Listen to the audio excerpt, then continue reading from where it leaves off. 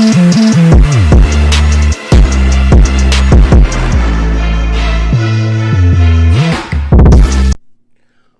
going on, everyone, and thank you for joining me and my YouTube fitness and travel vlog.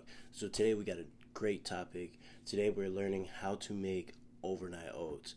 So I just found this out on Instagram and through the Tasty app. I really like oatmeal, and it's an easy way to just grab and go in the morning. It takes about less than 3 minutes to make the night before, or 5 days. They do last for 5 days.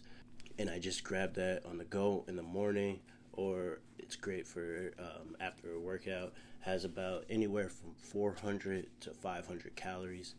And in this video, I made PB&J, banana bread, and chocolate chip. So make sure you guys go and like and subscribe to that first video. Our giveaway is still going on. It ends June 21st. And June 21st, all you guys have to go do is like and subscribe. All right, and go like and subscribe this video if you haven't hit it. Hit that alert button right next to it so you guys get notified right when I post. So thank you guys for joining me on a Food Friday. I hope you guys love this DIY of overnight oats.